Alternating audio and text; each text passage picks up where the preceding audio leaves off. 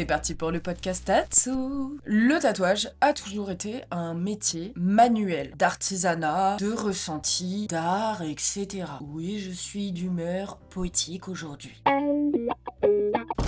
Et c'est précisément pour ça que l'arrivée d'un système robotisé dans un studio aussi emblématique que celui de Bang Bang à New York a provoqué autant de réactions. En 2025, Bang Bang, de son vrai nom Case McCurdy, a présenté Aero pour Artist Enabled Robotic Operator. Toujours un accent catastrophique. Pour faire simple, c'est un dispositif qui est développé avec la startup texane Black Dot. Bon, je vais quand même vous faire un petit récap sur qui est Bang Bang à New York. Parce que le mec, c'est quand même pas n'importe qui. Il a un énorme salon de tatouage, voire un des plus grands actuellement.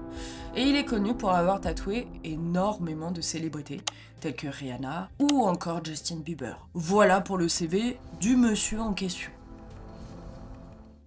Selon People, la machine est capable de cartographier la peau au micron près, soit de distinguer les aiguilles avant usage et d'exécuter certains tatouages avec une régularité supérieure à la main humaine sur des tâches très spécifiques. Concrètement, une machine peut désormais tatouer de vrais clients. Bon, ici, du coup, on va s'amuser à comprendre ce qu'elle fait réellement et ce que, au contraire, elle n'arrive pas à faire.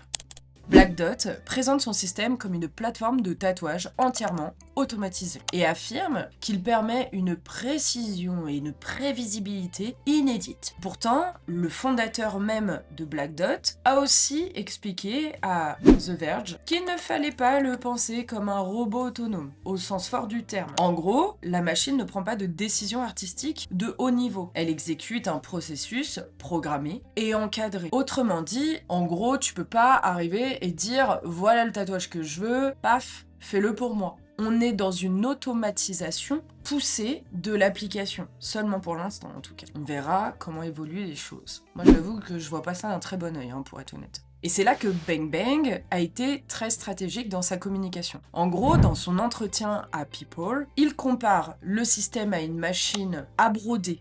En gros, l'artiste reste à l'origine du dessin, prépare le design, le programme, supervise le rendu et la machine exécute ensuite l'application du tatouage sur la peau. Le discours est clair. Aero n'est pas présenté comme un remplaçant de l'artiste, mais comme une extension technologique de son geste.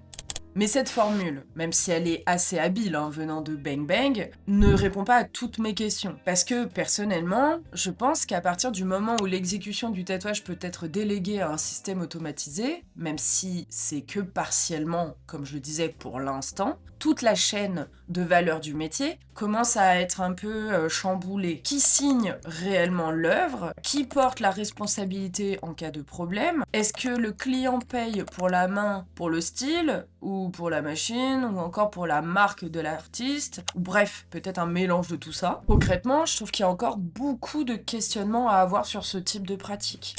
Sur le plan technique, plusieurs sources convergent sur un point. Le dispositif Black Dot n'est pas conçu pour faire n'importe quel tatouage. The Verge indique qu'elle excelle surtout sur des travaux dot based. Donc en gros, dans ce cas de figure, du micro-réalisme, du texte fin ou des motifs très calibrés. Et précise qu'il ne sait pas encore tatouer des surfaces aux courbes complexes, ni produire des tatouages en couleur, comme le ferait un artiste humain, bien plus polyvalent. Le Wall Street Journal ajoute que l'appareil s'appuie sur la vision qu'on va programmer directement sur l'ordinateur, avec une logique de précision très contrôlée. On est donc loin pour l'instant, en tout cas, d'un remplaçant du tatoueur. On parle plutôt d'un outil spécialisé, très performant, sur certains cas d'usage. Ce détail, pour l'instant, il change tout, même si je vous vois là faire des mots bizarres derrière vos ordi. Parce que le débat, pour l'instant, ce n'est pas la machine contre l'humain. Le vrai sujet devient quelles parties du métier vont être automatisables et lesquelles ne le seront probablement jamais complètement. Un lettrage ultra net, un micromotif, une répétition de design sous licence, une exécution standardisée, oui, la machine peut devenir compétitive dans ce cas de figure. Une composition vivante, adaptée à la morphologie, une improvisation pendant la séance avec du freehand et tout ça, la gestion émotionnelle du client, le fait qu'il puisse bouger, etc.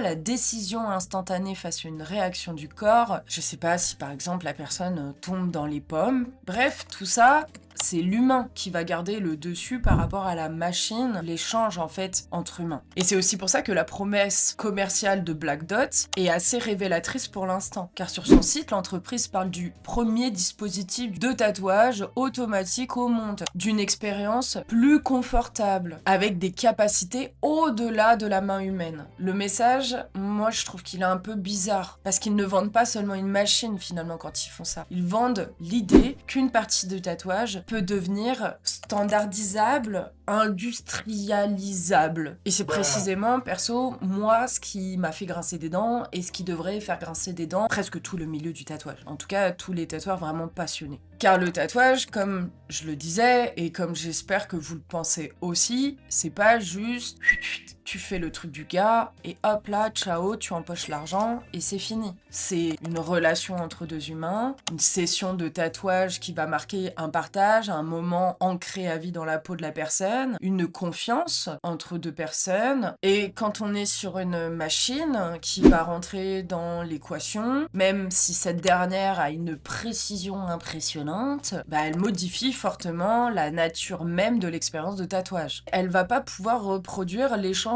humain qui fait aussi la valeur symbolique du tatouage. Et c'est pour cela que la réaction du secteur, parce que j'ai vu des gens pas contents de cette information, est aussi polarisée. Certains y voient une avancée technique logique, d'autres une dénaturation, comme je le disais, du métier. The Verge souligne d'ailleurs que cette technologie est déjà perçue par beaucoup de tatoueurs, même de consommateurs de tatouage, comme froide, impersonnelle, voire menaçante pour la culture du tatou traditionnel. Alors qu'est-ce que dit ce tatoueur Bang Bang ? Lui, il défend une vision plus pragmatique. Dans People, il explique notamment que cette technologie pourrait permettre à des artistes de continuer à produire ou à transmettre certains designs, même s'ils ne sont pas physiquement présents. Et même, à terme, préserver une partie de leur activité si leur capacité motrice diminue. Là encore, l'angle n'est pas on va remplacer un artiste, mais on sépare de plus en plus la création de l'exécution. Et ça, sur le plan économique, c'est une révolution potentielle, on va pas se le cacher. Voilà, après c'est la vision du tatoueur Bang Bang. Cette machine devient un point d'entrée vers un nouveau mode de business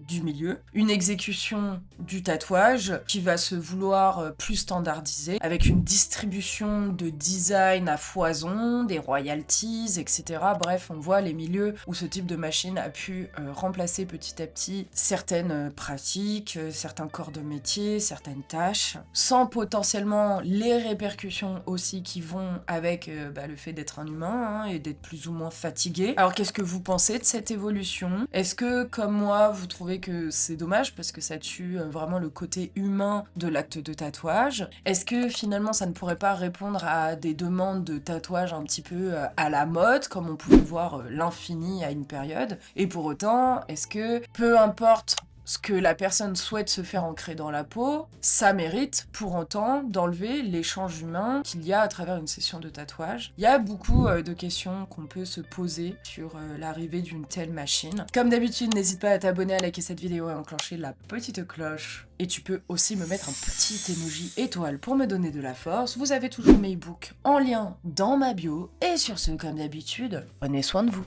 Bye!